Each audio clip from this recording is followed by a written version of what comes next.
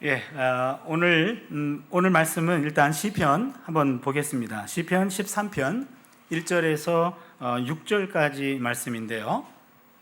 한 절씩 교독을 하겠습니다.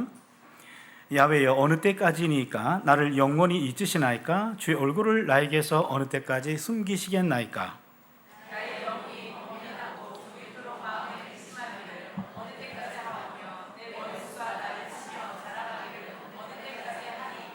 야훼네 하나님이여, 나를 생각하사 응답하시고 나의 눈을 밝히소서. 두렵건대 내가 사망에 잠을 잘까 하오며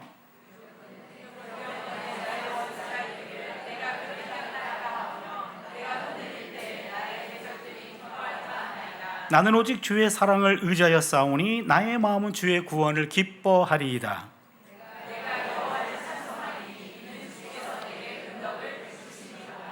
아멘. 오늘 말씀 제목은 풍기도의 영성입니다. 성격이 급한 분들은 저게 무슨 설교지, 뭔 얘기할 거지? 라고 좀 못 기다리시는 분이 있는데, 그래서 조금 천기를 누설할게요. 풍, 바람 풍자고, 기가 빌 기자고, 도가 길도자예요. 기도할 도자가 아니거든요. 그래서 바람, 기도, 길, 이게 뭔 소리인지 기도에 관한 내용인데요. 여러분 끝까지 말씀을 들으시면 풍기도가 뭘 말하는지 깨닫게 될 텐데요. 저는 구약 교수입니다. 여러분 구약 성경은 네 덩어리로 되어 있는 거 아시죠? 오경, 모르시는군요. 역사서, 시가서, 예언서, 이렇게 네 권입니다. 그런데 오경은 창, 출, 내, 민, 신, 요 5권. 그리고 역사서는 여호수아, 이제 못 따라오죠. 사사기, 룻기, 사무엘 상하, 열왕기 상하, 역대기 상하, 에스라, 느헤미야, 에스더 12권. 오경 5권, 역사서 12권, 토탈 17권. 여기 17권은 하나님의 행동이 기록되어 있습니다. 하나님의 구원 행동이 기록되어 있습니다. 그리고 예언서는요, 이사야, 예레미야, 에가, 에스겔, 다니엘, 호세아부터 말라기까지 12권. 그럼 토탈 17권. 여기도 17권입니다. 예언서는 하나님이 예언자를 통해 주신 말씀. 그러면 오경과 역사서는 행동, 예언서는 말씀. 나머지 책은 시가서, 욥기, 시편, 잠언, 전도서, 아가. 여러분 실력 있네요. 5권. 요 5권은 17권, 34권, 5권, 39권, 39, 27 맞네요. 그러면 시가서는 하나님의 행동과 하나님의 말씀에 대한 인간의 응답입니다. 그래서 34권은 계시, 행동 계시, 말씀 계시, 5권은 계시에 대한 인간의 응답, 이렇게 되어 있습니다. 그러니까 구약 성경은 하나님의 계시와 인간의 응답의 합작품입니다. 특히 구약에 나오는 시인은 하나님에 대한 반응을 시적으로 표현해주고 있는데, 하나님이 행동하시고 하나님 말씀하실 때 구약의 시인들은 맨 먼저 반응을 보였습니다. 찬양으로 반응을 보였습니다. 시인은 시편에만 있는 것이 아니고 성경 여기저기에 시가 나오면 우린 그 사람을 시인이라고 말합니다. 구약 성경에 나오는 가장 오래된 찬양시는 미리암의 찬양입니다. 출애굽기 15장 21절 말씀인데요. 미리암이 그들에게 화답하여 이르되 너희는 야훼를 찬송하라. 그는 높고 영화로우시며 말과 그 탄자를 바다에 던지셨음이로다. 무슨 사건인지 아시죠? 출애굽 경험하고 난 다음에 미리암이 소고를 치면서 야훼를 찬양하라. 그는 높고 영화로우시며 말과 그 탄자를 바다에 던졌음이십니다 라는 고백을 드렸어요. 성경에 나오는 최초의 찬양시입니다. 그런데 하나님은 늘 행동하시고 말씀하시는 분이 아니잖아요. 때로는 부재하고 침묵하실 때도 있지요. 우리끼리 얘기입니다만 그럴 때가 더 많죠. 그렇잖아요. 그럴 때가 더 많아요. 그럴 때 시인들은 어떤 반응을 보였나요? 하나님께 탄원으로 응답했어요. 어느 때까지입니까? 어느 때까지 그 얼굴을 내게서 숨기우시겠습니까? 라고 탄원의 고백을 드립니다. 가장 대표적인 탄원시가 시편 21편입니다. 1절을 보시면 시편 22편 1절인데 내 하나님이여 내 하나님이여 어찌 나를 버리셨나이까. 이걸 제가 원어로 읽어드리면 엘리 엘리 라마 사박다니. 아까보다 훨씬 많은 분들이 끄덕끄덕 하셨어요. 엘리 엘리 라마 사박다니는 요 단어를, 요 말을 예수님께서 아람어로 표현한 겁니다. 엘리 엘리 나의 하나님 라마 어찌하여 사박다니 버리셨습니까? 예수님도 고통 중에 있을 때 시편 22편 1절에 탄 원시를 고백하면서 그 고통을 견뎌내셨습니다. 시가서 가운데 가장 대표적인 책이 시편입니다. 시편은 하나님에 대한 시인의 반응을 모은 책입니다. 시인의 대표적인 반응은 찬양시와 탄원시입니다. 찬양시는 노래가 되고 탄원시는 기도가 됩니다. 그래서 시편은 노래책이면서 기도책입니다. 인간이 하나님과 소통할 수 있는 합법적인 통로는 딱 두 가지입니다. 찬송이고 기도입니다. 야고보서 5장 13절을 보시면 너희 중에 고난당하는 자가 있느냐 그는 기도할 것이요 즐거워하는 자가 있느냐 그는 찬송할지니라. 우리가 고난당할 때는 기도하고 즐거워할 때는 찬송하라고 말하지요. 하나님과 소통할 수 있는 방법은 기도와 찬송 두 가지입니다. 우리가 함께 읽은 13편 대표적인 탄원시입니다. 탄원시는 고통 중에 있을 때, 고난 중에 있을 때, 어려움에 복잡했을 때 그때 보인 반응입니다. 감사보다는 불평을 하나님께 쏟아내는 그런 기도, 그게 탄원시입니다. 우리가 개인적으로 기도할 때 하는 기도가 탄원기도예요. 그래서 여러분 오늘 잘 오셨는데 탄원기도도요 순서와 요소가 있어요. 5가지인데 여러분 잘 기억해 주세요. 첫 번째는 하나님을 부릅니다. 두 번째는 불평합니다. 세 번째는 간구합니다. 그리고 네 번째는 신뢰를 고백합니다. 그리고 5번째는 찬양합니다. 다시 한번 말씀드릴게요. 하나님 부르고 불평하고 간구하고 신뢰하고 신뢰를 고백하고 찬양으로 끝납니다. 더 쉽게 얘기해 보겠습니다. 하나님 불렀어요. 나 죽을 것 같아요. 불평합니다. 살려주세요. 간구합니다. 그리 하실 거죠? 신뢰를 고백합니다. 할렐루야. 찬양으로 끝나요. 요거예요. 요 순서 요소가 다 중요합니다. 하나님 부르고 불평하고 간구하고 신뢰를 고백하고 찬양으로 끝나는 거예요. 오늘 시편 13편 다시 한번 시편 13편을 보겠습니다. 여러분 성경을 보시고요. 확인해 보겠습니다. 1절에 야훼여. 이게 1번입니다. 하나님 불렀습니다. 야훼여. 1절과 2절입니다. 어느 때까지니까 나를 영원히 잊으시나이까? 주의 얼굴을 나에게서 어느 때까지 숨기시겠나이까? 나의 영혼이 번민하고 종일토록 마음에 근심하기를 어느 때까지 하오며 내 원수가 나를 치며 자랑하기를 어느 때까지 하리까? 뭐에 해당하죠? 불평. 좋습니다. 1절과 2절은 불평입니다. 3절과 4절입니다. 야훼 내 하나님이여 나를 생각하사 응답하시고 나의 눈을 밝히소서. 두렵건대 내가 사망의 잠을 잘까 하오며 두렵건대 나의 원수가 이르기를 내가 그를 이겼다 할까 하오며 내가 흔들릴 때 나의 대적들이 기뻐할까 하나이다. 뭐죠? 간구. 좋습니다. 5절입니다. 나는 오직 주의 사랑을 의지하여 싸우니 나의 마음은 주의 구원을 기뻐하리이다. 뭐죠? 신뢰. 6절입니다. 내가 야훼를 찬송하리니 이는 주께서 내게 은덕을 베푸심이로다. 뭐죠? 찬양입니다. 그렇다면 13편은요 개인 탄원시의 교과서입니다. 이것은 다윗의 시입니다. 그래서 야훼여 불렀고 어느 때까지입니까? 라고 불평합니다. 나를 생각하사 응답하시고 나의 눈을 밝히소서. 간구합니다. 나는 오직 주의 사랑을 의지하여 싸우니 나의 마음은 주의 구원을 기뻐하리이다. 신뢰를 고백합니다. 내가 야훼를 찬송하리니 이는 주께서 내게 은덕을 베푸심이로다. 라고 찬양으로 끝나요. 요 5가지 순서대로 중요합니다. 혹시 여러분들 가운데 나는 개인적으로 기도할 때 이런 순서대로 기도하고 있네? 그분은 이미 기도의 고수입니다. 고수예요. 이미 하나님 부르고 불평하고 그 다음에는 간구하고 신뢰를 고백하고 찬양으로 끝나고 있더라. 나는 그렇게 기도를 하고 있었네. 오늘 보니까 그러네. 그분은 기도의 고수예요. 그런데 나는 이 순서는 아닌데 나름 열심히 기도하고 있는 난 뭐예요? 그분도 고수를 인정할게요. 그분은 막달라 기도의 고수예요. 오늘 막달라 기도에서 다윗의 기도로 갈아타시길 바랍니다.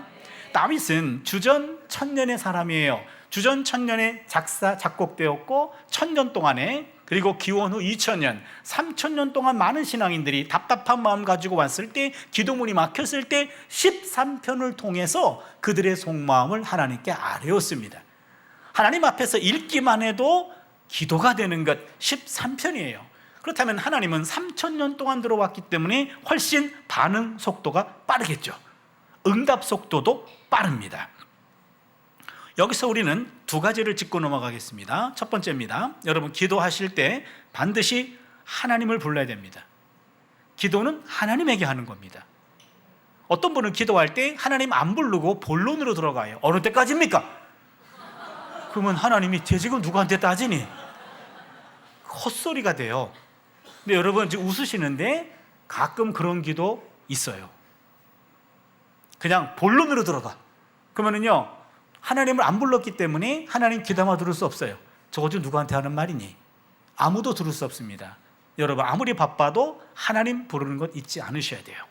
어떤 분은 기도할 때 예수님, 그리고 예수님께 기도하는 분이 있어요. 이것도 조금 아쉽습니다. 만약에 예수님께 기도하면 하나님이 우편에 앉아 계신 예수님에게 오늘은 너한테 기도한다, 야 네가 알아서 해라. 둘이 싸우셔요. 여러분, 그러시면 아니 됩니다. 삼위 하나님의 기능이 구분되어 있어요. 하나님과 성령님과 예수님이 구분되어 있는데, 하나님은 기도를 듣고 결제하시는 분, 예수님은 기도를 중재하시는 분, 성령님은 기도를 도와주시는 분이에요. 기능이 달라요.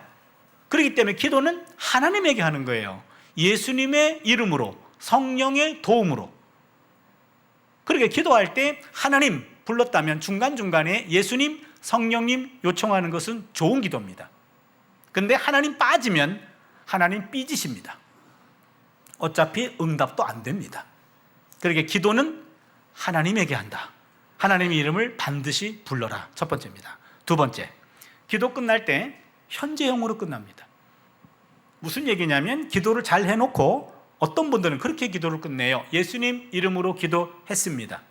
이런 식으로 과거형으로 끝날 때가 있어요. 그것도 아쉬운 기도입니다. 왜냐하면 기도 내용 가운데 간구가 있습니다.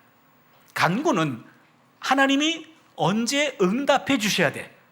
그 얘기를 들으시고 하나님이 이거 언제 응답할까? 라고 나름대로 수첩을 뒤지고 시점을 찝으려고 하는데, 당사자가 이미 기도를 끝냈어. 기도가 유효기간이 끝났어.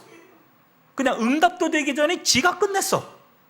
그러면 그 기도는 아쉬운 기도가 돼요. 간구가 날아갑니다. 여러분, 그 간구는 응답될 때까지 유효기간이 연장돼야 돼요. 그렇기 때문에 이것을 현재형으로 말합니다. 그거를 영원한 현재형이라고 그래요. 그래서 기도를 마칠 때는 예수님 이름으로 기도합니다, 하나이다, 드리나이다, 현재형으로 끝납니다. 두 가지 말씀드렸죠. 반드시 하나님을 부르라, 끝날 때는 현재형으로 끝내라. 오늘 본문은요, 13편은 쉽게 이야기하면 불평기도입니다. 여러분, 불평은 사람이 아니라 하나님 앞에 풀어놓아야 됩니다. 불평은 사람에게 하는 것이 아니고 하나님한테 합니다. 13편의 시인은 불평이 생길 때 당사자를 찾아가서 따지지 않았습니다. 시인은 그 불평거리를 가지고 하나님 앞에 나옵니다. 시인은 사람이 아니라 하나님께 따집니다. 1절과 2절 다시 봅니다. 야훼여, 어느 때까지니까 나를 영원히 잊으시나이까? 주의 얼굴을 나에게서 어느 때까지 숨기시겠나이까? 나의 영혼이 번민하고 종일토록 마음에 근심하기를 어느 때까지 하며 내 원수가 나를 치며 자랑하기를 어느 때까지 하리까? 만약에 제 학생이 저한테 와서 이렇게 따진다면, 네 원수가 너를 치를 걸 내가 어떻게 알아? 원수한테 가서 물어봐. 그럴 거 아니에요. 그렇잖아요. 근데 오늘 본문은 내 원수가 나를 치며 자랑하기를 어느 때까지 하리까 하나님 하고 하나님에게 물어보고 하나님께 따지고 있어요. 시인은 이어서 하나님께 간절히 간구합니다. 3절과 4절입니다. 야훼 하나님이여, 나를 생각하사 응답하시고 나의 눈을 밝히소서. 두렵건대 내가 사망의 잠을 잘까 하며 두렵건대 나의 원수가 이르기를 내가 그를 이겼다 할까 하며 내가 흔들릴 때 나의 대적들이 기뻐할까 하나이다. 하나님 앞에 거듭 따지고 있습니다. 구약에 있는 예언자 가운데 불평 기도를 가장 많이 한 사람이 있어요. 눈물도 많이 흘렸어요. 누구죠? 다윗 땡 예언자. 예레미야. 예, 눈물의 예언자 예레미야죠. 예레미야 불평기도 엄청 많이 했어요. 여러분, 예레미야 결혼했나요? 안 했나요? 예? 안 했어요? 남의 일이라고 그렇게 쉽게 얘기하는 거예요? 예레미야 결혼했나요? 안 했나요? 예? 잘 몰라요? 남의 애정사 관심이 없나요? 예, 여러분 이 시간에 오신 것만으로도 고마운데 제가 괴롭혀드리지 않을게요. 예레미야 결혼 못했습니다. 어떻게 하냐고요? 성경에 나와요. 예레미야 16장 2절에 보면 너는 결혼하지 말지니라 자녀도 갖지 말지니라, 그렇게 하나님이 명령하셨습니다. 독신이라는 단어가 히브리어에 없습니다. 개념도 없는 삶을 하나님은 예레미야에게 강요하셨어요. 왜 그러셨을까? 여러분, 예레미야는 모든 예언자 가운데 국가 멸망을 유일하게 경험한 예언자입니다. 아주 불행했던 시절에 활동했어요. 예레미야에게 주어진 말씀은 유다 멸망이었습니다. 우리나라는 망합니다 라고 입만 열면 망한다고 예언했어요. 바벨론이 쳐들어옵니다, 항복하는 것이 하나님의 뜻입니다 라고 입만 열면 나라 망한다고 예언했어요. 근데 어느 날 갑자기 여러분에게 광고할 게 있는데 며칠 뒤에 제가 결혼합니다, 와서 축복해 주십시오. 이게 말이 됩니까? 그의 메시지와 그의 삶이 구분될 수 없었기 때문에 안타깝게도 그는 결혼을 금지당했어요. 그렇다면 금지당하고 자기밖에 없습니다. 홀로 있는데 주어진 말씀은 나라 멸망이에요. 예루살렘 성전에 가서 성전이 멸망한다고 예언하라 그래요. 성전에 가서 성전 멸망한다고 예언했어요. 국가적으로는 예레미야 지명수배자가 됩니다. 부모도 이해를 못합니다. 친구들도 그를 이해 못합니다. 고향 사람들은 예레미야를 부끄럽게 생각하고 예레미야에게 함정을 파고 예레미야를 죽이려고 했어요. 아무도 예레미야의 말에 귀를 기울이지 않습니다. 이런 상황에서 예레미야는 누구한테 답답한 마음을 표현할까요? 하나님한테밖에 할 방법이 없었어요. 예레미야 12장 1절을 보시면 야훼여, 악한 자의 길이 형통하며 반역한 자가 다 평안함은 무슨 까닭입니까? 하나님, 악한 자가 형통하잖아요. 반역한 자가 평안하잖아요. 무슨 얘기입니까? 하나님이 주신 말씀 때문에 말씀을 듣는 사람 가운데 몇몇 무리들이 기분이 상했어. 예레미야를 제거하려고 무리를 지었어요. 함정을 팝니다. 모함을 합니다. 죽이려고 합니다. 그런데 말이에요, 그 사람들은 점점 형통해. 그 사람들은 평안해. 난 점점 어려워. 이게 뭐예요, 하나님? 다른 것도 아니고 당시 하나님 말씀을 전했는데 그 말씀을 막아서는 사람이 있다고 한다면 하나님이 그들을 손을 봐주셔야 되는데 그들은 평안해요. 그들은 형통해요. 난 점점 힘들어요. 이게 뭐예요, 하나님?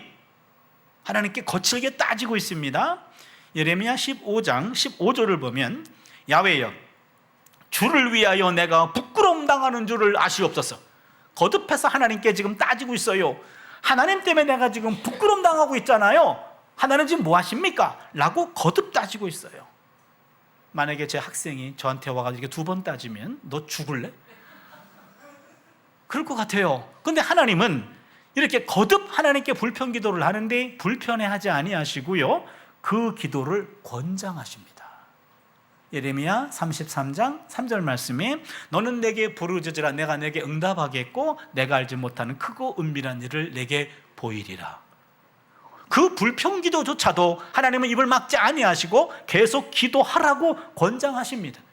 하나님은 불평 기도를 불평으로만 듣지 않는다는 거예요. 우리의 불평을 하나님은 기도로 들으신다는 겁니다. 욥이란 사람 여러분 아시죠? 욥이란 사람 엄청나게 하나님의 불평기도 했던 사람이에요.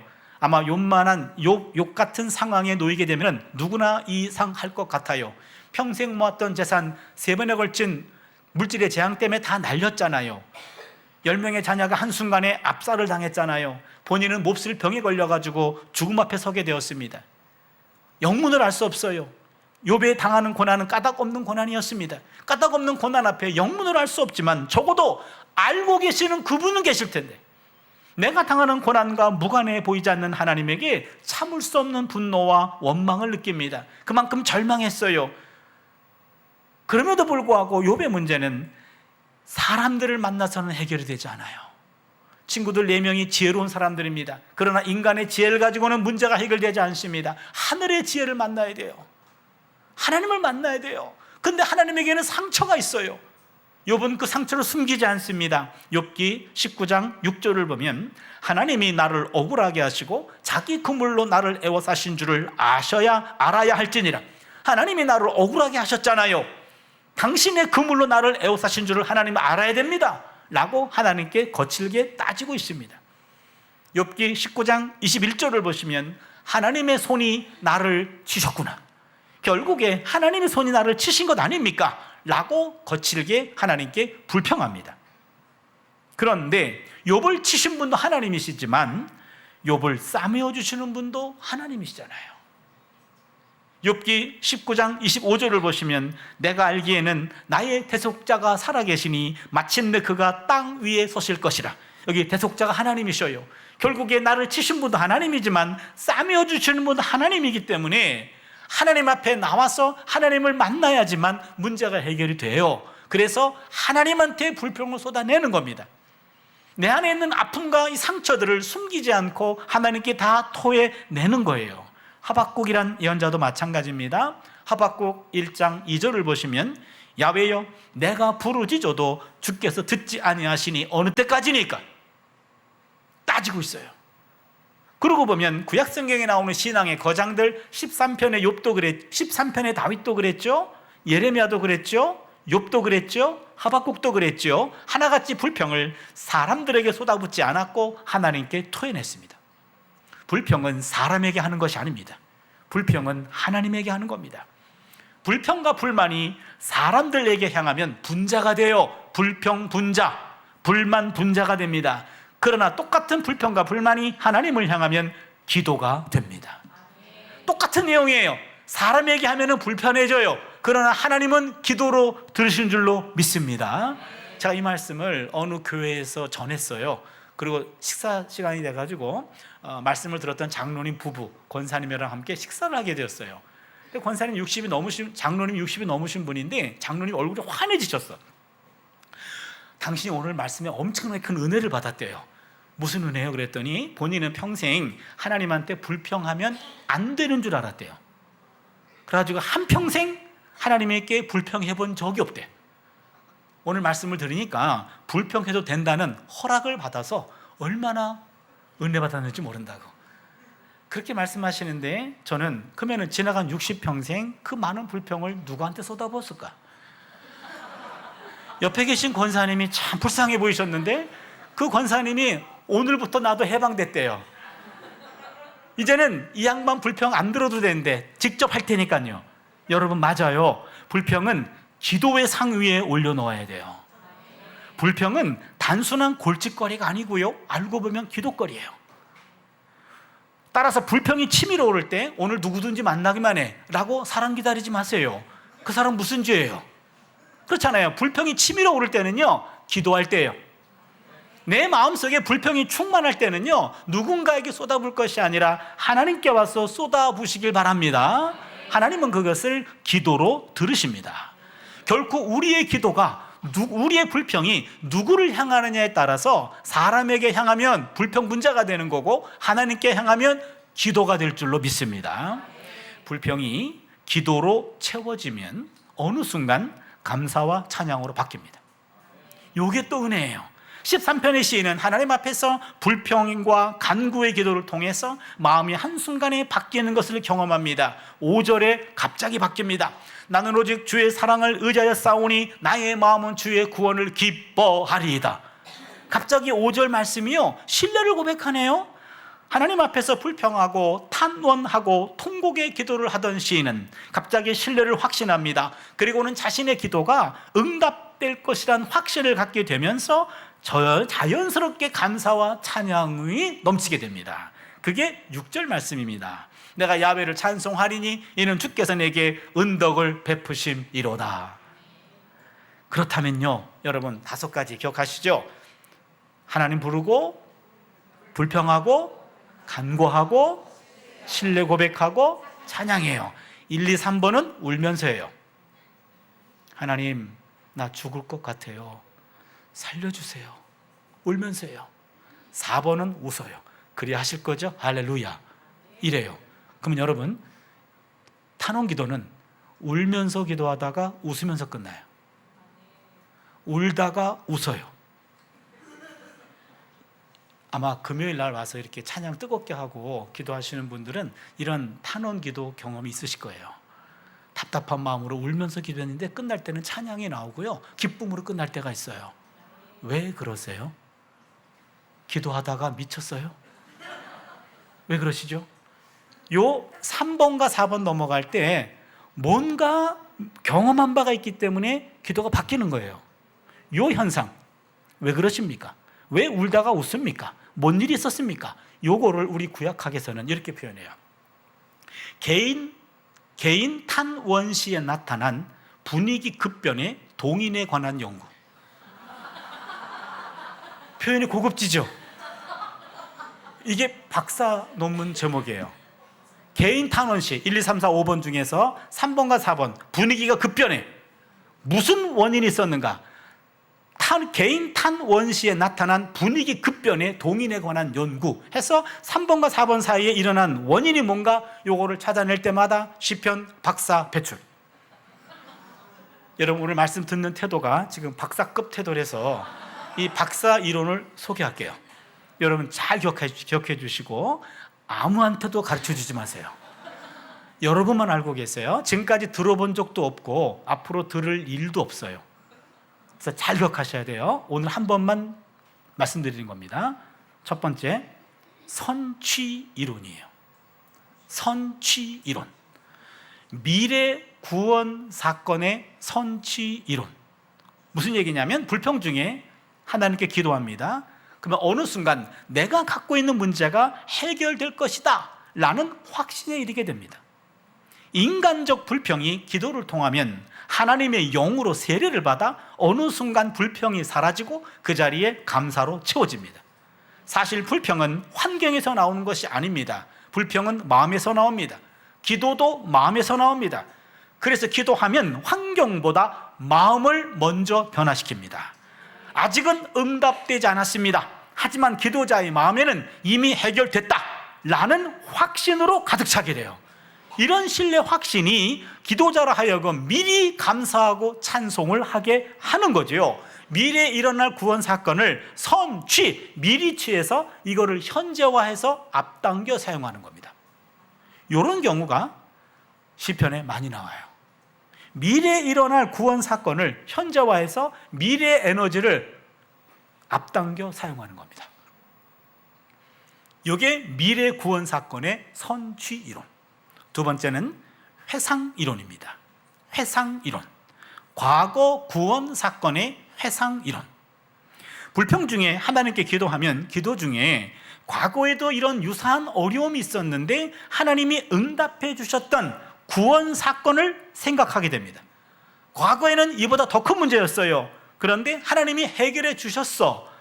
해결하고 난 다음에 많은 시간이 지났습니다. 그것이 잊혀졌어요. 그런데 새로운 문제가 생겼습니다. 그동안 게을렀던 기도의 단을 쌓여 기도하다 보니까 아하, 옛날에 그 구원 경험이 생각이 나네.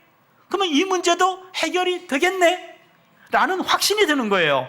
과거의 하나님의 은혜가 다시 기도자를 압도하게 되면서 과거의 은혜를 회상하면서 이 문제도 해결될 것이다 라는 힘을 얻게 되어서 고백이 바뀌는 거예요. 과거 구원 사건을 회상함으로 현재화해서 재활용하는 겁니다. 이게 과거 구원 사건의 회상 이론이에요. 그러게 여러분들, 한번 하나님께 뜨거운 사랑을 경험해 보신 분은요, 많은 세월이 지나도 그 사랑이 기억나서 다시 돌아온 경우들이 있잖아요. 그렇잖아요. 근데 여러분, 그거 좋아요. 그런데 그거에만 매이는 것은 바람직하진 않아요. 옛날에 받았던 그 사랑 하나만 가지고 평생 울고 먹잖아요. 그거를 곰탕신앙이라 그래요. 물론 없는 것보단 나아요.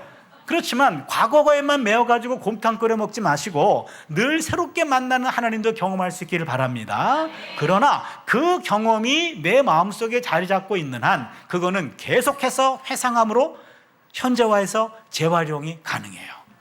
이것도 시편에 많이 나옵니다. 세 번째 이론은요, 결집 이론입니다. 결집 이론. 현재의 분산된 에너지 결집 이론. 현재의 분산된 에너지 결집 이론. 갑자기 어려운 문제가 발생합니다. 그러면 인생이 올 스톱됩니다. 문제에 온 신경을 빼앗깁니다. 문제는 실제보다 더 커 보입니다. 자신은 문제 앞에서 작아 보입니다. 문제 앞에 선 사람들은 무기력해집니다. 무능해집니다. 이때 하나님께 기도하면 내면에 자리 잡고 있었던 기본적인 에너지들이 문제 때문에 흩어졌는데 기도하면 이 흩어진 에너지가 다시 모아지는 거예요. 분산된 에너지가 결집되면서 문제가 실제의 크기로 작아지고요, 자신의 내면이 커집니다. 내면이 강해집니다. 내면이 당당해집니다. 감당할 수 있는 힘이 내면에서 솟구칩니다. 기도는 현재 분산된 내면의 에너지를 결집시켜서 웬만한 문제는 넉넉하게 감당할 수 있게 해줍니다. 이게 또 기도의 능력이에요. 그렇다면 여러분, 기도는 삼중 에너지를 끌어올 수 있죠. 미래 구원 사건을 선취해서 현재화함으로 앞당겨 사용할 수 있고, 과거에 경험했던 구원 사건을 회상함으로 현재화함으로 지금 재활용할 수 있고, 흩어진 에너지를 결집시켜서 응집력을 가지고 문제를 당당하게 맞짱 뜨게 해주는, 이것이 기도의 삼중 에너지를 끌어오는 신비로운 능력이에요. 여러분, 우리에게 중요한 것은 그래서 기도입니다. 예수님께서 기도로 귀신 들린 아이를 고치셨습니다. 제자들이 질문합니다. 마가복음 9장 28절입니다. 우리는 어찌하여 능히 그 귀신을 쫓아내지 못하였나이까? 제자들이 삐졌어요. 3년 동안 선생님과 함께 동고동락했어요. 같이 새끼 먹었어요. 같이 잠을 잤습니다. 선생님, 우리한테 안 가르친 것 있습니까? 왜 선생님은 귀신을 쫓고 우리는 왜 못 쫓습니까? 우리한테 안 가르쳤습니까?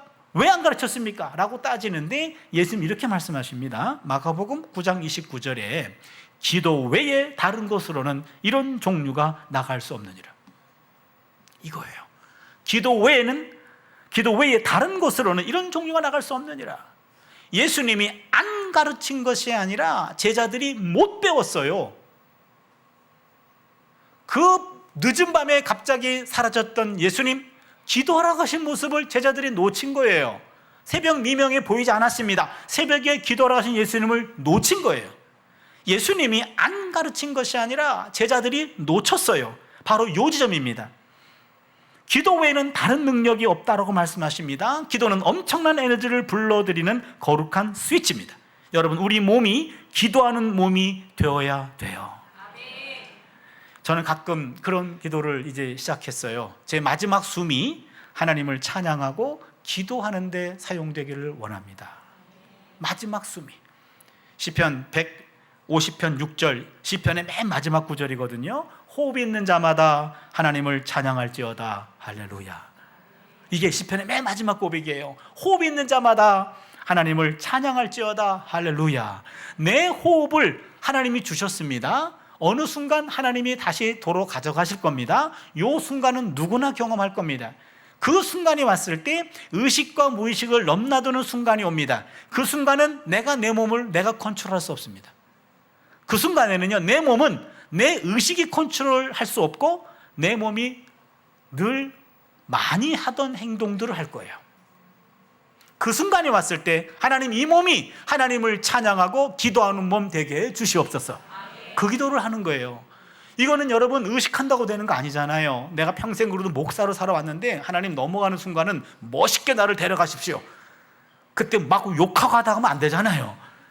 그렇잖아요. 하나님을 찬양하고 기도하는 마지막 호흡 되게 해주십시오. 이게 저의 늘 기도가 돼요. 그러려면 어떻게 해야 됩니까? 몸이 기도를 기억해야 돼요.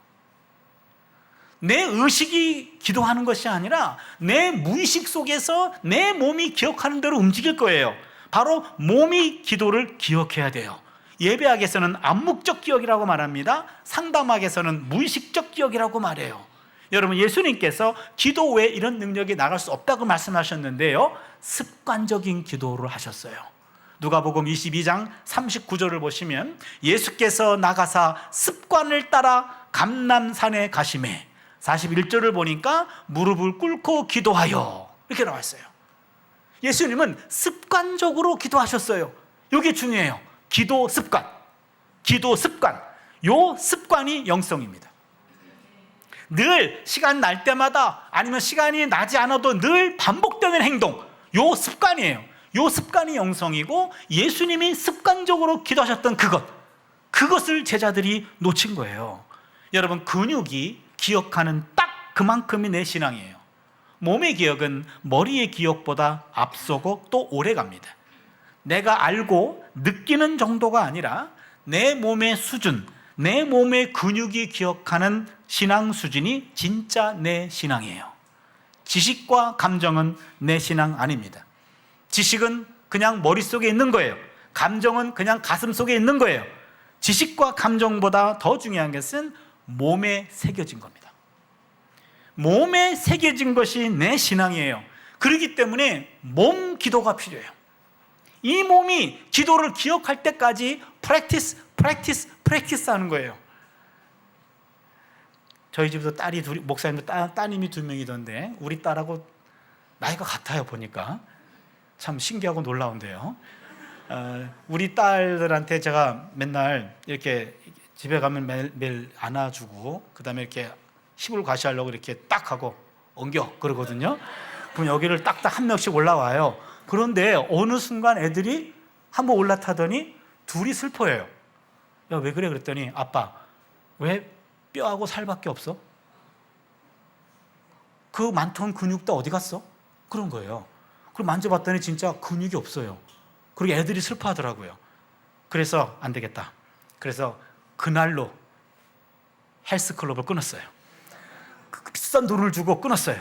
근육을 만들어야 되겠다. 그래가지고 하는데 일주일에 한 2번, 3번 가는데요. 얼마나 한심한지요.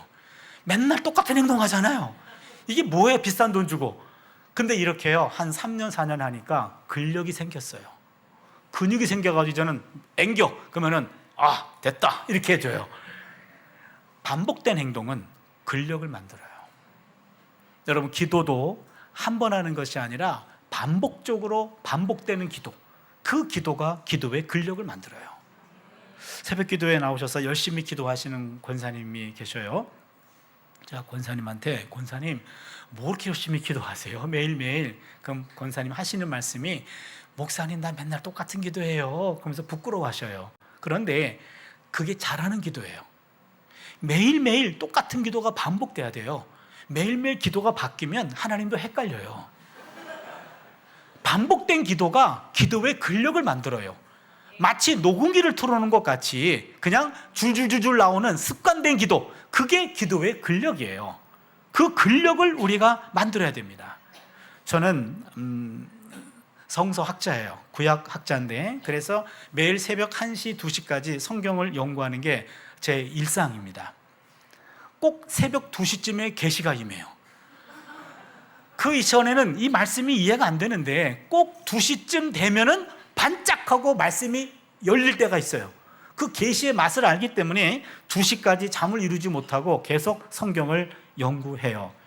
그러다 보니까 새벽 기도는 못 나가요. 새벽에는 이불 속에서 입신하고 있어요. 그러니까 제 친구 목사들은 평생 새벽 기도 하거든요. 그러면은 같은 목사인데, 야, 너는 목사가 돼가지고 맨날 새벽에 그렇게 자빠져 자면 넌 언제 기도하냐 그래요.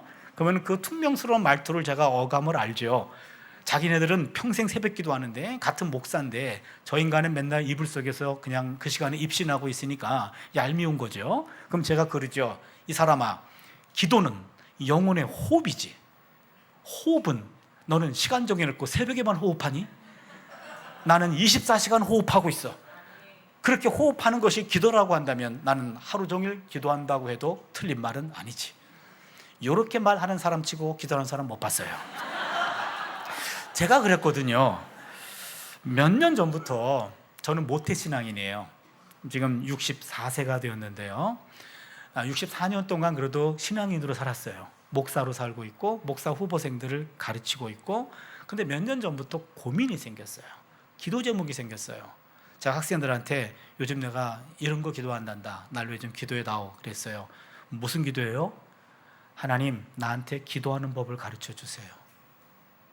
이게 내 기도다. 우리 제자들이 선생님이 그러시면 아니 되옵니다 그러는데, 내가 정직하게 내가 이런 기도하고 있어. 정말 진지하게 이런 기도를 했어요. 지금도 하고 있고요. 그래서 누구한테 물어볼 수도 없어서 제가 우리 한세대학교 박사과정에 구약의 기도라는 과목을 개설했어요. 박사과정에. 전 세계에 있는 구약학자 가운데 기도에 관한 관심 있는 사람 찾아봤더니 한 5명 정도밖에 안 돼요. 제가 그 넘버 5 안에 들어가는 순간인데요, 스위스에 있는 어떤 학자가 구약의 중보기도라는 제목으로 구약 박사 논문을 썼어요. 그걸 우리가 구했습니다. 한 영어로 나왔는데 한 800에서 900페이지쯤 돼요. 그래서 매 시간 한 80페이지 정도를 완역하면서 박사과정에서 학생들과 꼼꼼히 본문을 우리가 검토해 봤어요. 구약의 기도 많이 배웠어요. 아, 이런 것도 있었네? 많이 배웠어요. 근데 다 끝났는데 이게 단가 싶었어요. 아직도 갈증이 해소가 안 돼요. 이게 단가? 난 아직도 해소가 안 됐는데. 신약 학자 가운데 기도라는 책을 쓰신 분들이 많아요. 책을 모았어요. 또한 영성가들 가운데 기도에 관한 책 쓴 사람들이 많아요. 그것도 모았어요. 목회자들 가운데 기도가 깊으신 분들이 있어요. 그분들의 책도 모았어요. 한 4, 50권 되는데 틈틈이 읽어봤습니다. 아, 많이 배웠어요. 아, 이런 것도 있었구나. 기도에 대해서 공부할 만큼 했어요. 그런데 여전히 이게 단가 싶었어요. 이게 단가.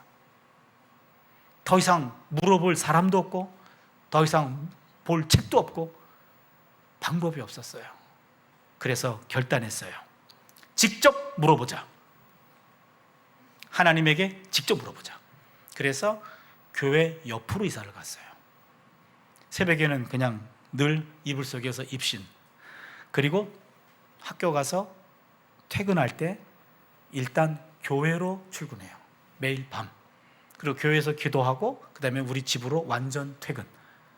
이게 2015년 3월 1일부터 했으니까 지금 9년 넘어가고 있네요. 월요일부터 금요일까지 기도하고 토요일은 안식일이라 쉬고 주일은 주일이라 쉬어요. 일주일에 5일 근무 기도해요. 그래서 그냥 끝나면, 학교 끝나면은 매일 그냥 교회를 가니까, 교회 가서 우리 교회는 4줄로 이렇게 되어 있는데 맨 왼쪽에서 두 번째 줄, 여기서 맨 뒷좌석, 거기는 우리 담임 목사님 사모님이 거기서 기도하시더라고요. 남의 나와바리는 침범하지 않기로 했어요. 그래서 바로 앞쪽 고기를 찜해놓고 거기가 제가 기도하는 자리입니다. 거기서 늘 기도를 하는데 잠정적인 결론이에요. 지금도 기도를 제가 공부하고 있어요. 기도를 지금도 배우고 있습니다.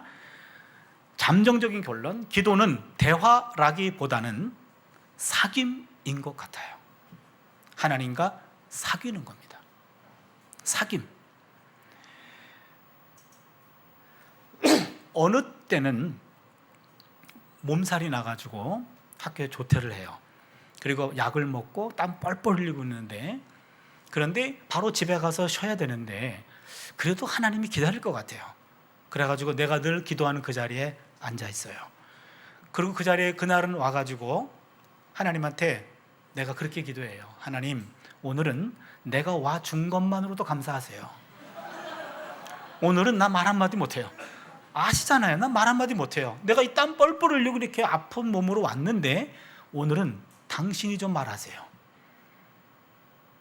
그래서 난 말 한마디 안 해요. 그냥 뭐라고 말하나 가만히 기다려요. 그런데 내가 만난 하나님, 저의 경우에요, 내가 만난 하나님은 과묵하신 분이에요. 지금까지 한 번도 나한테 내가 알아들을 말로 말씀하신 적이 없어요. 내가 하나님이 하실 만한 언어 많이 알아요. 헬라어, 히브리어, 라틴어, 아람어도 알아요. 영어, 독어, 한국어, 7개 국어를 내가 알아요. 하나님이 7개 국어 중에 한 단어만 얘기해도 내가 알아들을 수 있어. 그런데 한마디도 말씀하신 적이 없어. 이게 목사가 돼가지고 저게 할 말인가 싶은데 정직한 내 고백이에요. 한 번도 내가 알아들을 말로 그분이 나한테 말씀하신 적이 없어요. 근데 오늘은 아니잖아요. 오늘은 나도 말 못해요. 그러면 뭐라도 말해야 될 거 아니에요. 근데 말이 없어. 평소는 괜찮아. 원래 과묵하신 분이니까. 그러나 오늘은 아니야. 나도 삐졌어. 근데 여러분, 기도를 많이 해보신 분들은요, 1년에 몇 차례 기도가 잘 될 때가 있잖아요. 기도가 잘 될 때는요, 말없이 내가 그분 안에, 그분이 내 안에 있는 것을 몸이 경험할 때가 있어요. 그럴 때가 있어요. 그때는 말이 필요하지 않아요. 그냥 그분과 내가 하나가 된 거예요. 이런 순간, 내가 건강해서 기도가 잘 나올 때보다도 몸이 아파서 억지로 나와 있는 그 순간에 그 경우가 더 하나님의 마음을 느낄 때가 더 많아요. 아, 기도는 대화라기보다는 사귐이구나. 하나님하고 사귀는 거예요. 전 여러분에게 이걸 좀 도전하고 싶어요. 기도하는 그 자리. 제가 성격이 좀 이상해서 그런지 우리는 장의자인데 장의자의 자로 잰 듯이 내가 정해놓은 자리가 있어요. 거기에만 앉아서 기도해요. 그러다 보면 1년에 한 몇 차례는요, 내 궁둥이 자국을 느낄 때가 있어요. 몇 번 움직이면 쫙 접속이 되는 기분을 느껴요. 자국이 있다니까요. 내 몸이 기도의 근력을 기억하고 기도하는 그 자리가 늘 거기서만 하니까 거기서 내 몸자국을 느낄 때가 있어요. 톰 라이트라고 하는 유명한 신약학자가 있습니다. 이분이 그런 말합니다. 기도란 우리가 사는 세계와 하나님의 세계가 멀리 떨어져 있지 않다는 신비로운 사실과 관련이 있다. 우리가 사는 삶과 우리의 삶과 하나님의 삶은 동떨어진 것이 아니다. 성경에서 땅과 하늘이라고 부르는 땅이라는 우리의 실제와 하늘이라고 부르는 하나님의 실제는 서로 꼭 들어맞도록 돼 있다. 이렇게 얘기했어요. 그리고 그분이 하는 말이 하늘과 땅이 만나는 핵심 장소 중에 하나가 기도다 그랬어요. 기도하는 그 자리가 하늘과 땅이 접속하는 자리라는 거예요. 그래서 하늘의 것을 땅으로 끌어다니는 것도 기도하는 자리고 땅의 것을 하늘로 올리는 것도 기도하라는 거예요. 기도하는 그 자리입니다. 이게 접속이 된대요. 저는 몸으로 접속을 느꼈잖아요. 이겁니다. 여러분, 기도는 하늘과 땅이 접속하는 그 자리예요. 그것을 느낄 수 있다면 하늘의 것을 땅으로, 땅의 것을 하늘로 올리는 것이 이 몸으로 기억을 하는 거예요. 이 훈련, 예수님의 습관을 따라하는 기도, 그 훈련을 여러분에게도 권하고 싶어요. 하루에 1분이라도 5분이라도 좋아요. 저는 한 30분 정도 기도를 해요.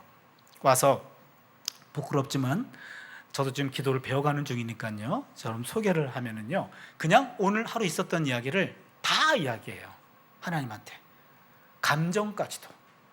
예를 들면 오늘 어떤 수업을 진행했는데, 대학원 수업인데 목사가 되려고 어떤 학생이 들어온 학생이 있는데, 그 학생은 태도도 문제가 있고 인품도 문제가 있고, 저 학생은 목사가 돼서는 안 될 사람이야.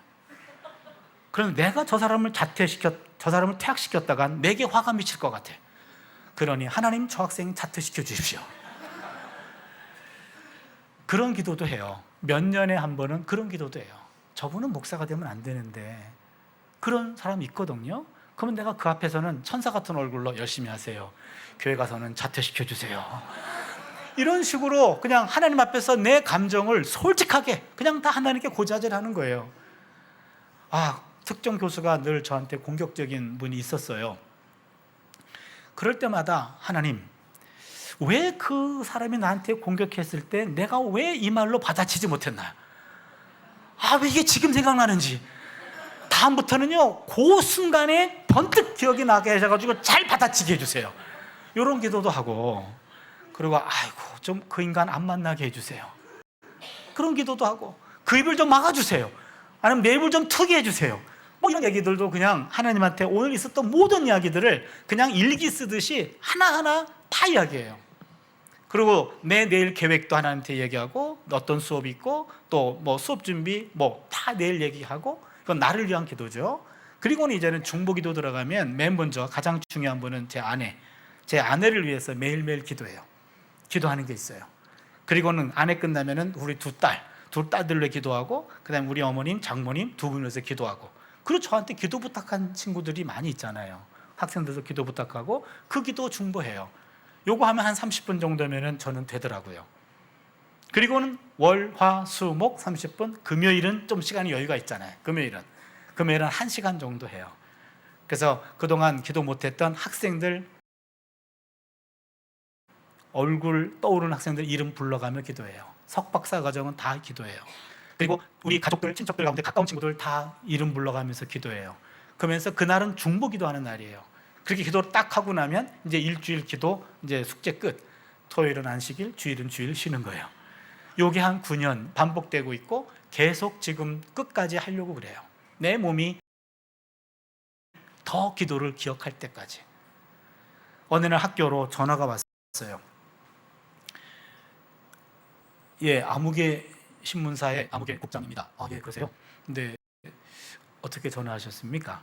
예, 차 아무개 교수님이시죠? 예, 예, 맞습니다. 어느 고등학교 나오셨죠? 예, 예, 맞습니다. 저도 그 고등학교 나왔습니다. 아, 그러면 우리 동문이네요. 몇 년도에 나오셨죠? 예, 예, 예. 저도 그 해에 나왔습니다.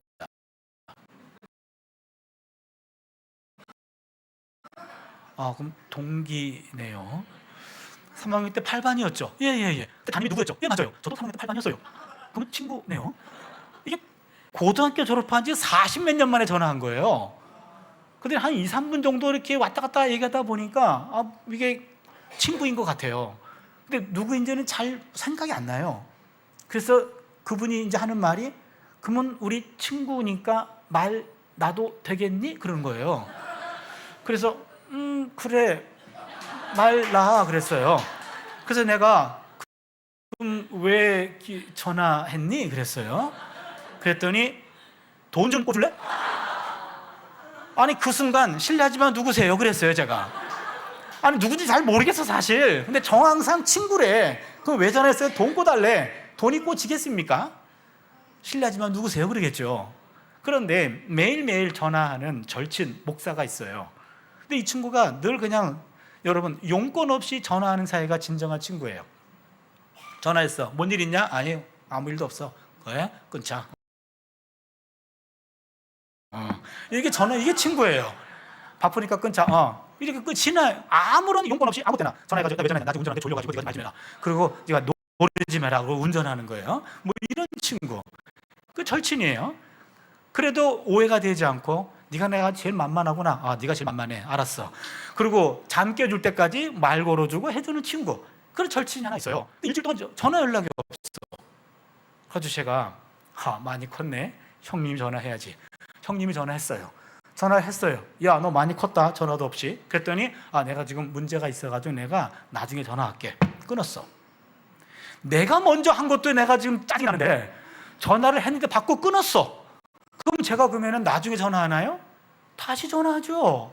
야, 너 무슨 일이야? 뭔 일이 있어? 할 때, 내가 지금 너무나 일이 복잡해가지고 나를 가만두는 게 나를 도와주는 거야. 또 끊었어. 그러면 내가 기다리나요? 더 화가 나죠. 다시 걸죠. 전화가 이때는 좋은 소리가 안 나가죠. 이제는 막 욕이 나가겠죠. 야, 너 어떻게 된 거야? 네가 만약에 문제가 있다면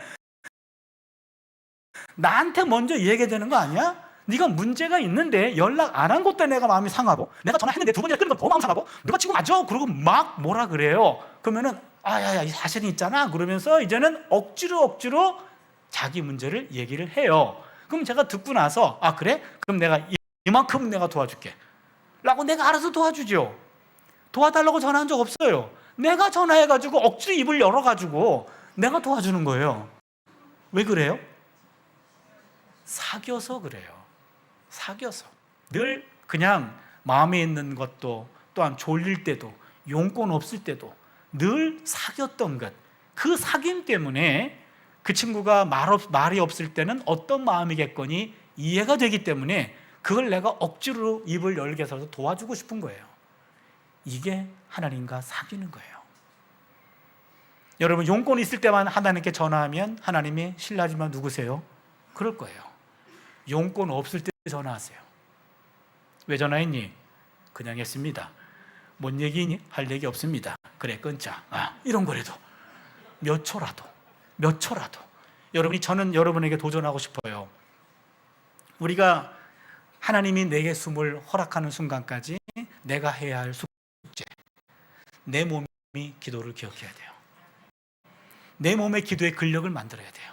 그래서 내 몸의 흔적을 하나 새기는 거예요. 여러분, 이게 단독 의자니까 좋은 것 같아요. 그냥 아무 생각 없이 앉으면 되잖아요. 찜해놓고. 우린 장의자기 때문에 내가 자로 재놔야 돼요, 항상. 그리고 고기만 앉거든요. 몇 번 움직이면 쫙 고정이 돼요.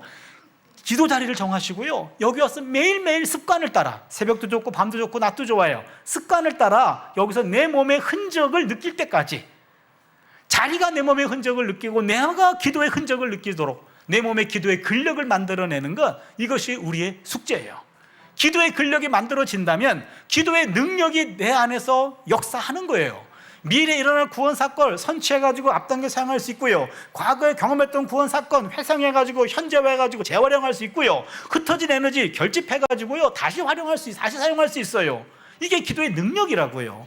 예수님 다 가르쳐 주셨어요. 습관을 따라 기도하셨습니다. 제자들이 놓쳤어요. 우리도 제자와 같이 놓치고 사는 것은 아닌가. 그걸 여러분하고 좀 나누고 싶어요. 내 몸이 기도를 기억한다. 몸 기도. 여기서 끝내도 여러분 기도해야 되겠네 라는 생각은 들지요. 그런데 풍기도 설명을 해야지 설교가 끝나요. 5분 남았는데 5분만 참아주세요. 류호준 교수님의 일상을 걷는 영성이라는 책에 나오는 내용인데요, 영국 BBC 공영방송 특집 다큐멘터리에 나오는 한 편입니다. 일본 북쪽 홋카이도 삿포로 지방, 일본은 감자같이 생겨가지고 오른쪽 맨 위가 홋카이도예요. 여기에 중심 도시가 삿포로예요. 삿포로 산간 지역에 조그만 크리스찬 고등학교가 있었어요. 그 지역은 좀 경제적으로 낙후된 지역이었던 모양입니다. 거기에 크리스찬 고등학교가 있다 그랬죠. 거기에 학교 교훈이 하나님 사랑, 이웃 사랑이에요. 거기에 서예를 가르치는 여자 선생님이 계셨어요. 학생들에게 글자만 가르치는 것이 아니라 인성도 가르치는 마음씨 따뜻한 선생님이셨습니다. 그렇지만 시험에 실패해서 어깨를 쭉 늘어뜨린 남학생들이 많아져요. 남학생들의 어깨를 이렇게 쓰다듬어 주기도 하고, 가정 형편이 어려워서 울음을 터뜨리는 여학생들은 눈물을 닦아주며 안아주기도 하는 아주 마음씨 따뜻한 여자 서예 선생님이었습니다. 많은 세월이 지났습니다. 은퇴하셨어요. 은퇴하고 난 다음에도 또 많은 세월이 지났습니다. 어느 추운 초봄, 마을 사람들은 그 선생님을 위해서 조촐한 행사를 준비했어요. 선생님의 100세 생일 잔치입니다. 최근에 졸업한 젊은 제자부터 옛날에 졸업한 나이 많은 제자까지 여러 명이 모였어요. 풍금을 치면서 생일 축하 노래를 부릅니다. 제자들의 도움을 받아서 100개의 촛불을 다 껐어요. 처음부터 끝까지 모든 장면을 이렇게 필름에 담고 있었던 영국 BBC 기자가 그때 마이크를 갖다 댔어요. 선생님, 지나간 100년의 세월 글씨로 남기면 어떻게 남기겠습니까? 선생님이 먹을 갈았어요. 먹을 갈다가 물끄러미 창문 너머로 뒷산을 봐요. 뒷산에는 눈이 덮여 있어요. 아직도 추운 초봄이기 때문에 그런 것 같아요. 물끄러미 생각하시다가 붓을 들었어.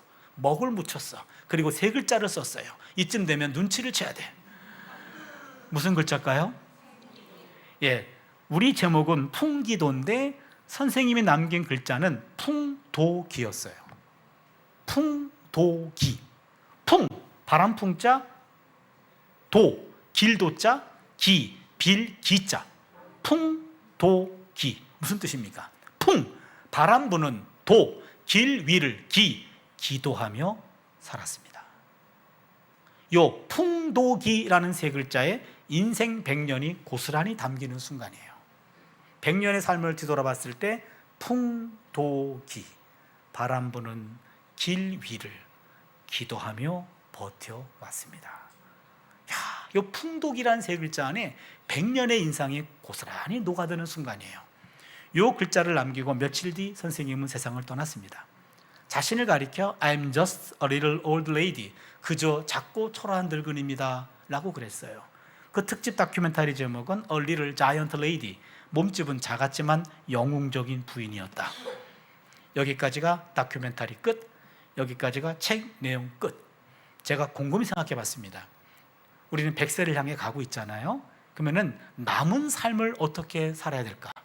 2번째와 3번째 글자를 바꾼 거예요. 그게 풍기도예요.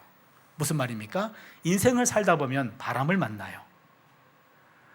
바람 앞에 길이 보이지 않아요. 보이지 않는 길을 보게 하는 게 기도예요. 바람 없는 인생 없어요. 직장에 바람이 불어요. 사업에도 바람이 불어요. 인간관계도 바람이 있어요. 가정에도 바람이 있어요. 부부관계도 바람이 있잖아요. 자녀 바람이 있어요. 건강 바람이 있어요. 물질 바람이 있어요. 바람 없는 인생 한 사람도 없어요. 목사님, 바람 없는 거 진짜 없어요? 있긴 있어요. 무덤이요. 거기 들어가면 바람은 좀 없어요. 우리가 살아있기 때문에 바람을 느끼는 거고, 살아있기 때문에 바람이 있는 거예요. 그러면 바람과 더불어 살아야 돼, 우리는. 그렇다면 갑자기 갑자기 바람이 불어서 길이 앞이 보이지 않아요. 그때 기도하시면 안 보이는 길도 보이게 될 줄로 믿습니다. 갑자기 바람이 불어 길이 막혀버려요. 그때 기도하시면 막힌 길도 뚫리게 될 줄로 믿습니다. 갑자기 바람이 불어서요 길이 없어져요. 그때 기도하시면 없는 길도 생기게 될 줄로 믿습니다. 기억하세요. 기도는 길을 만들어요. 여러분 꼭 기억하십시오. 풍기도, 바람 불 때 기도하면 길이 생긴다더라. 중요한 것은 내 몸이 기도를 기억해야 돼요. 이거는 한순간 되는 것이 아니에요. 이 순간부터 프랙티스, 이 몸에 근력이 생길 때까지, 기도의 근력이 생길 때까지 기도의 몸을 만드는 거예요. 마지막 순간까지 우리 인생 숙제는 기도의 근력을 만드는 거예요.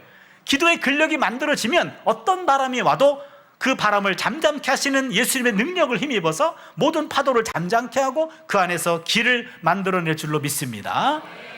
바람 불 때 기도하면 길이 생깁니다. 우리 함께 찬양 드리고요, 함께 기도한 시간을 갖습니다.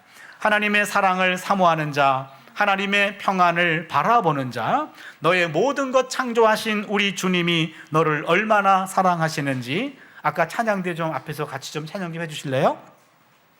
하나님 사랑의 눈으로 너를 어느 때나 바라보시고 하나님 인자한 귀로서 언제나 너에게 기울이시니 어두움에 밝은 빛을 비춰주시고 너의 작은 신음에도 응답하시니 너는 어느 곳에 있든지 주를 향하고 주만 바라볼지라.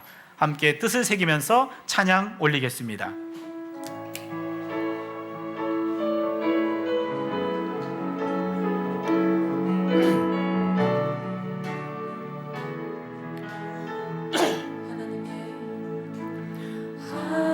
하나님의 사랑을 사모하는 자, 하나님의 평안을 바라보는 자, 너희의 모든 것 창조하신 우리 주님이 너를 얼마나 사랑하시는지 하나님께 찬양과 경배하는 자, 하나님의 선하심을 닮아가는 자, 너희의 모든 것 창조하신 우리 주님이 너를 자녀 삼으셨네. 하나님 사랑의 눈으로 너를 어느 때나 바라보시고 하나님 인자한 귀로서 언제나 너희에게 기울이 다 같이 손을 들고 찬양합니다. 어두움에 밝은 빛을 비춰주시고 너의 작은 신음에도 응답하시니 너는 어느 곳에 있든지 주를 향하고 주만 바라볼지라. 하나님 사랑의 눈으로 너를 어느 때나 바라보시고 하나님 인자한 귀로서 언제나 너희에게 기울이시니 어두움에 밝은 빛을 비춰주시고 너의 작은 신음에도 응답하시니 너는 어느 곳에 있든지 주를 향하고 주만 바라볼지라. 주만 바라볼지라.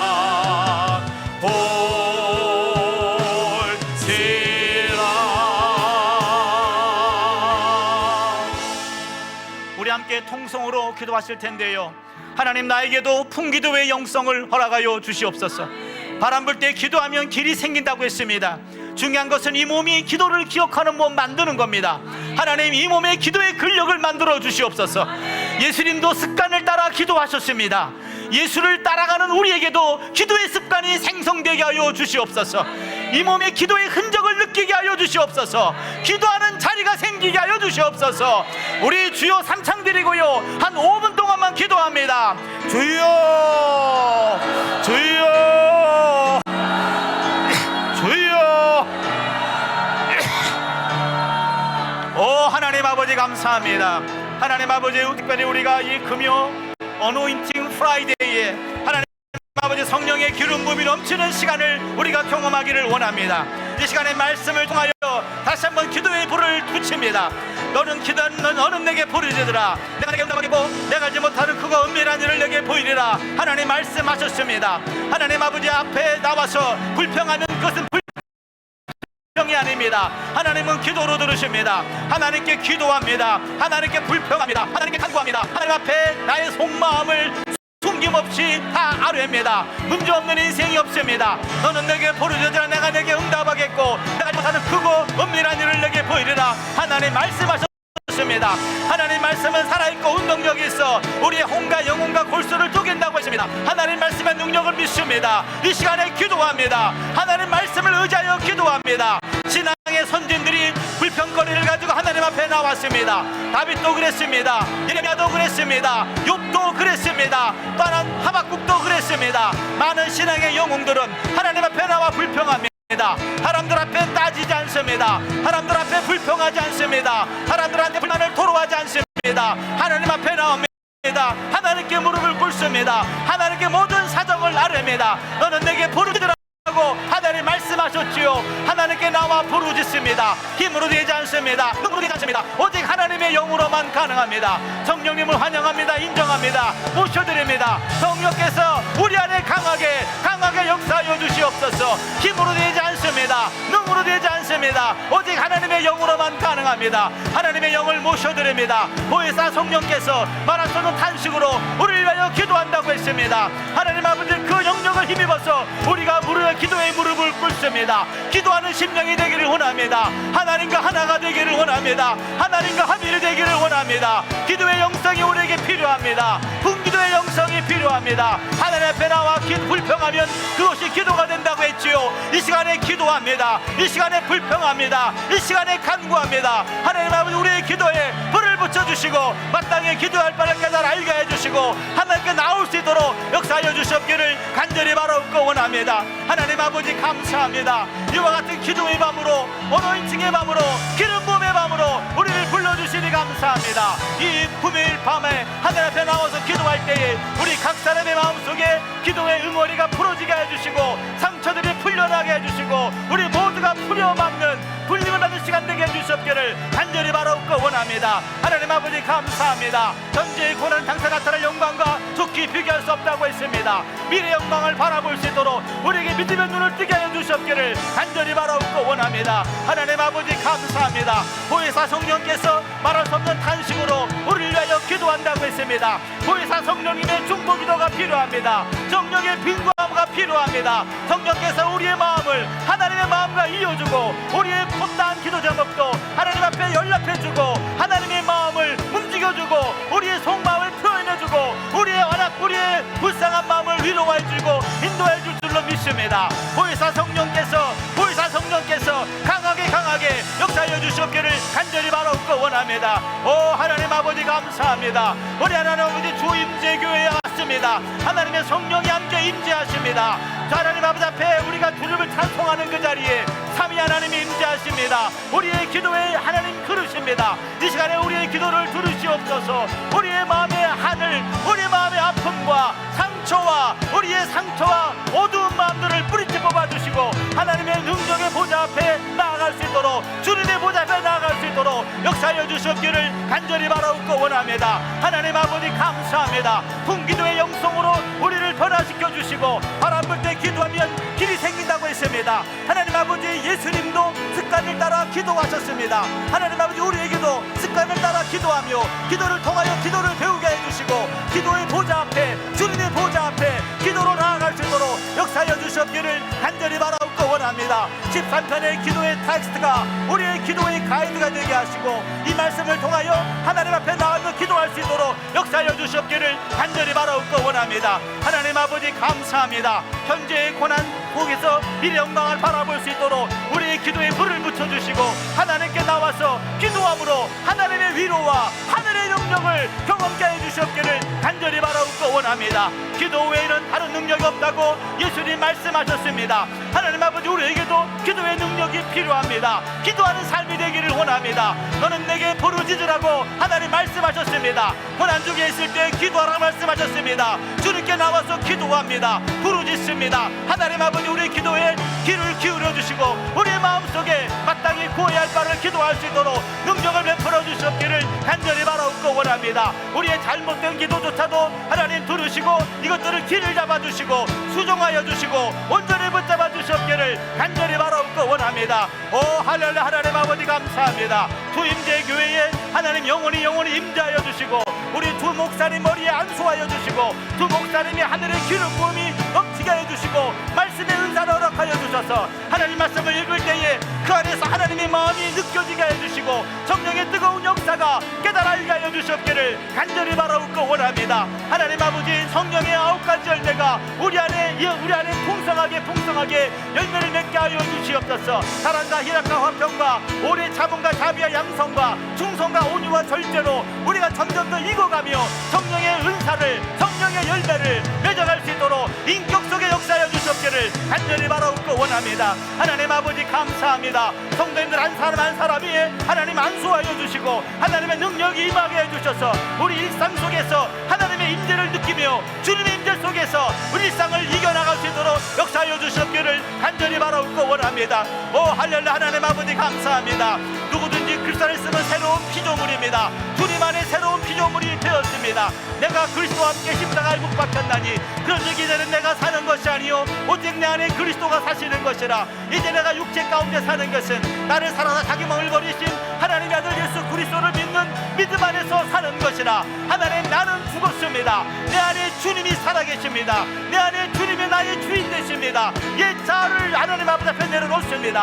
옛 자아는 죽어지게 하여 주시고 새로운 자아가 태어납니다. 새롭게 태어납니다. 주인이 내 안에 주인 되어 주시기를 간절히 바라옵고 원합니다. 할렐루야. 하나님 아버지 감사합니다. 두려워하나 내가 너와 함께 함이니라. 놀라지 마라. 나는 내 하나님이 되면이라. 내가 너를 굳세게 하리라. 내가 너를 붙들리라. 참으로 의로운 오른손으로 너를 붙들리라. 하나님의 구원의 신탁을 우리가 듣기를 원합니다. 두려워 말라. 내가 너와 함께 함이니라. 놀라지 마라. 나는 내 하나님이 되면이라. 내가 너를 굳세게 하리라. 내가 너를 붙들리라. 참으로 나의 의로운 오른손으로 너를 붙들리라. 하나님의 구원의 신탁을, 구원의 말씀을, 구원의 약속을 우리 마음에 듣게 하여 주셨기를 간절히 바라옵고 원합니다. 하나님 아버지 감사합니다. 우리 주임제 교회에 영원히 임재하여 주시고 우리 교회에 주어진 사명을 넉넉히 감당할 수 있도록 영육간의 강건함을 주시며 기전을 따라 살아나가는 선교적 교회, 선교하는 교회, 찬양 있는 교회, 기도가 있는 교회, 하나님의 영이 살아 움직이는 교회가 될 수 있도록 끝까지 역사하여 주시옵기를 간절히 바라옵고 원합니다. 오 할렐루야. 하나님 아버지 감사합니다. 영광 받아 주시옵소서.